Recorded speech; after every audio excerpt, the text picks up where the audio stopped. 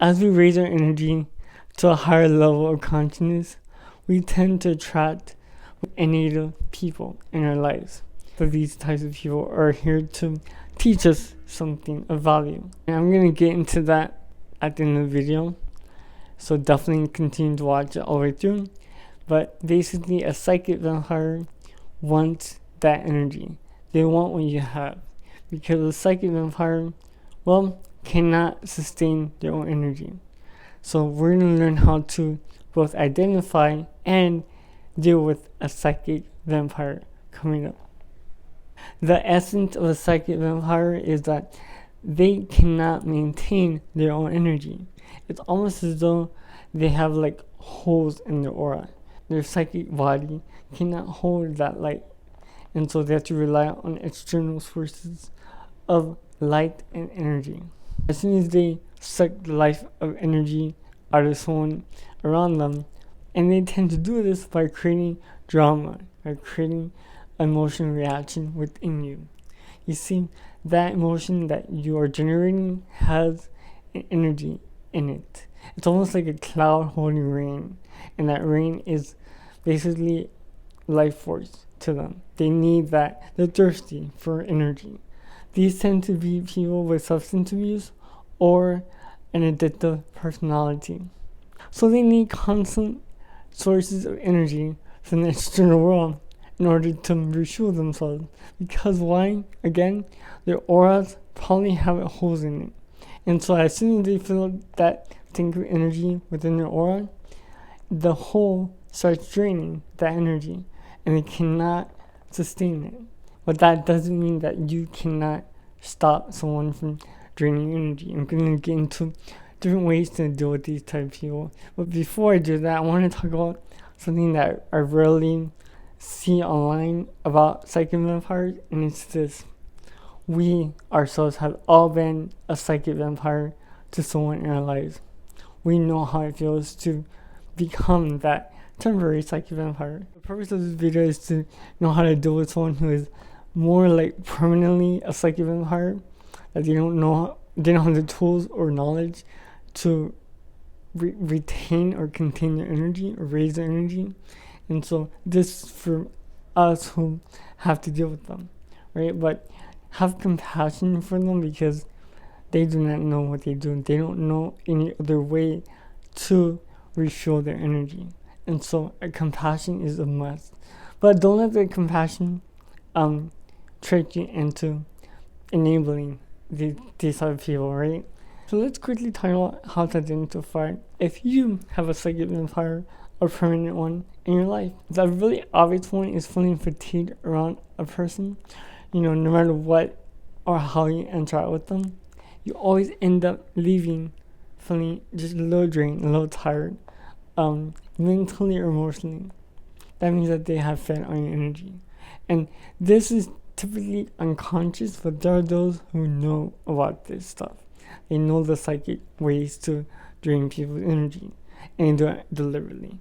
But this is really rare. I wouldn't worry too much about that. Even if they are, this video is going to teach you how to stop that drain. And the third sign that you have been drained by a psychic vampire is you have almost like very scattered thoughts about that person throughout the day. It's almost like you can't get that person out of your mind, no matter what you do. And there are ways to ground that energy. But that's definitely a sign that you have been psychically vamped. Now let's talk about how to handle these type of people. You can handle it on a physical level, a psychic level, or a spiritual level. And here's what I mean. The physical level is willing to get yourself out of that room, out of the presence of someone like that. Because typically they know your buttons, they know your triggers, and they will push it until they can't no more, until you leave, basically. Yeah, so do everything in your power to remove yourself physically from this person. Now, if you can't do that, then shift your attention somewhere else. Focus on a screen, focus on your phone. Just shift your attention. 9 times out of 10, they will shift their attention because you're no longer feeding them with yours. The other tip I have for you is self-love boundaries. teaching you how to become more assertive with your self-love boundaries. These people tend to target empaths, people who really feel what other people feel. We all want everyone to feel good. This is what makes us so empathic, because if they feel good, we feel good. And the reason for that is we tend to be more of a receptive empath than a projective empath. And so you're learning how to become more assertive with your energy. You're learning how to project your energy. And sometimes the best defense is the best offense. So if you are looking at this person, right, another tip is to, and I guess it's a physical one, but is to look at them with your right eye. Because when you look at them with your right eye into your left eye, it shifts the power dynamics. You are projecting to the left eyeball, right? When you do this, unconsciously they'll feel it. And they'll either start fidgeting or feeling uncomfortable or make some excuse to leave your presence, because you're no longer being receptive to their form of manipulation. They'll use their energy to get more out of you. That's what's happening. And this is a way to dilute that or shift that. And so ultimately, this is a lesson of self-love, and they're helping you on a spiritual level to achieve that. It's definitely to use some form of psychic protection, which I have an entire workshop, a 1 hour workshop, and I'll link it down below for you guys to check out. When you learn psychic protection, you learn how to move and shift your energy no matter what's going around you. It's incredible. Now, let's get into the spiritual technique that you can do to handle a psychic vampire. So the spiritual thing that we all are striving for, not all of us can do this, and I totally understand if you're not ready for this level, but it's to see the divine in them. That they too are children of the divine, just like you are. They're just at a different level of consciousness. They're on a different journey, different path than you've been. And I'm sure many of us in past lives were exactly that person who is a psychic vampire. I have no doubt that we all evolved from that. And so as you look upon them, really understand and see that they're on a journey. Do not judge them. Do not condemn them. Actually, in fact, if you can, bless them. When you bless them, you help them along the way.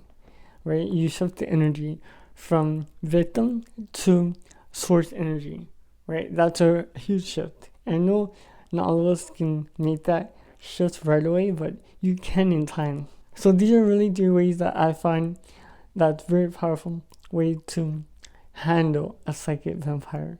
And please let me know what you are doing or have done to handle such a person. Comment that in the comment section down below. I really hope that you have a safe and wonderful Halloween and Samhain or Hallows Eve, and also Day of the Dead, and that you may bring magic and mystery and fun wherever you go this October season. Enjoy all the festivities and all my divine love to you.